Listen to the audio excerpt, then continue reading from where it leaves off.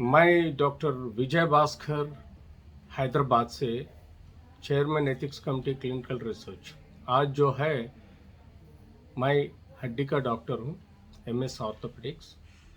आज जो अपन विचार करने वाले हैं जो बच्चों में हड्डियाँ टूटने का फ्रैक्चर, जो बच्चों में फ्रैक्चर्स इन द चिल्ड्रन।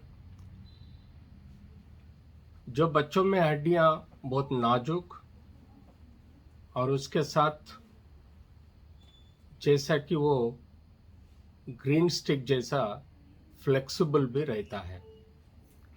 ऐसी हड्डियाँ कभी गिरने से अगर फ्रैक्चर हुआ तो ये ग्रीन स्टिक फ्रैक्चर जैसा, मतलब जैसा कि हरी लकड़ी आप तोड़ने लगे तो एक तरफ टूटेगा और दूसरे तरफ बेंड होगा। पूरा टूटने के लिए वो टाइम लेता है। वैसे ही बच्चों में हड्डियाँ भी बहुत फ्लेक्सिबल रहता। उसके हड्डी के ऊपर जो लेयर रहता उसको पेरियास्टियम बोलते हैं, वो बहुत थिकनेस रहता।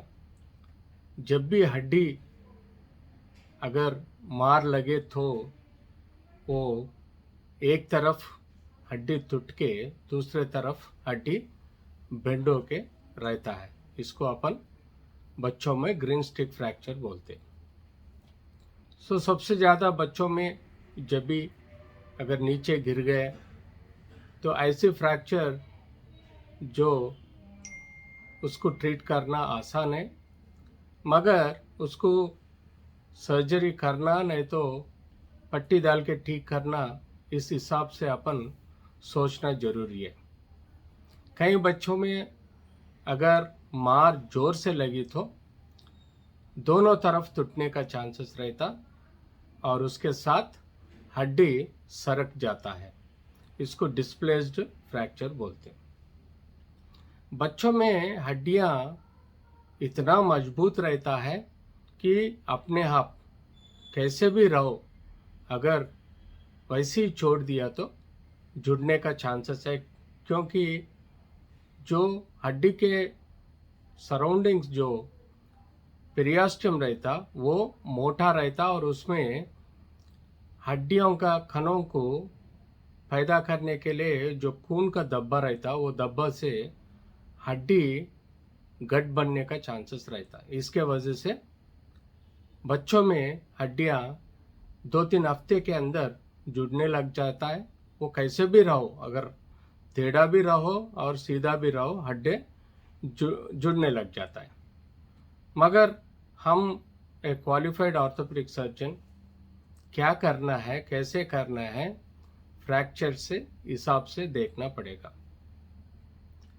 कई लोग सोचते कि हम जब हड्डी एक तरफ से टूट के दूसरे तरफ बेंड हो गए, उसको वैसे अगर सीधे करने लगे तो वो सीधा नहीं होगा, वो फिर से बेंड होने के चांसेस रहता पट्टी डालने के बाद भी। तो हम हमेशा दोनों तरफ हड्डी तोड़ के सीधा करके पोजीशन, एनाटॉमिकल पोजीशन रख के उसको प्रॉपरली प्लास्टर नहीं तो पिन्स, हड्डी में पिन डालने का कोशिश करते। क्योंकि जैसे ही वैसा ग्रीन स्टिक जैसा फ्रैक्चर को वैसे ही अपन थोड़ा सीधा करने को ट्राई करके सीमेंट पट्टी डाले तो वो सूजन कम होते ही अपने आप फिर से बेंड होने लग जाता, हड्डी टेढ़ा जुड़ने का चांसेस रहता। इसके वजह से हम दोनों तरफ हड्डी तोड़ के उसको सीधा बिठा के उसको प्लास्टर डाले तो हड्डी सही एनाटॉमिकल तरीका से जुड़ने का चांसेस रहता। जो दोनों तरफ हड्डी टूटे सो अगर डिस्प्लेस हो गए, मतलब एक हड्डी दूसरे एक डिस्प्लेस ऐसा हो गया, तो ये 50% अगर डिस्प्लेस रहे तो भी एक्सेप्टेबल है, 75% तक भी एक्सेप्टेबल है। क्यों बोलते हो, वो अपने आप हड्डी जुड़ के अपने आप, जैसा कि उम्र बढ़ते रीमॉडल होकर हड्डी सीधा होने का चांसेस रहता।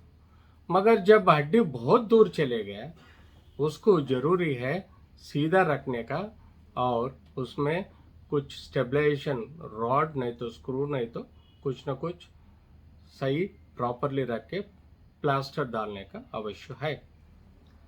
तो ये दो तरीके के फ्रैक्चर को अपन सही सोच के उसको प्रॉपरली ट्रीट करें तो अपने को तकलीफ नहीं आने का चांसेस रहता। फ्रैक्चर्स में ओपन फ्रैक्चर्स रहता, क्लोज्ड फ्रैक्चर। ओपन फ्रैक्चर बोलते हड्डी टूट के चमड़े के बाहर आना। चमड़े के बाहर आए सो कंपाउंड फ्रैक्चर को अपन इन्फेक्शन एक्सपेक्ट कर सकते। तो इन्फेक्शन कंट्रोल करने के लिए विद इन 6 घंटे के अंदर उसको सही सलामत साफ करके उसको फ्रैक्चर को सीधा बिठा के रखना बहुत ज़रूरी है।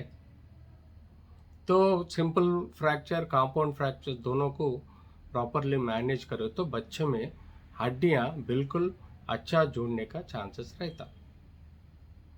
तो हड्डियां बच्चों में टूटने के लिए और भी कारण हो सकता, जो गिरने के वजह छोड़ के, कि उनको अगर पैथोलॉजिकल ट्यूमर्स हड्डी में रहा तो फ्रैक्चर होने के चांसेस रहता। और दूसरा इन्फेक्शन के वजह से भी समटाइम्स फ्रैक्चर होने के चांसेस रहता। ऐसा बच्चों में तरीका, जो हड्डी टूटने का तरीकों को सोच के इसके हिसाब से ट्रीट करना बहुत ज़रूरी है।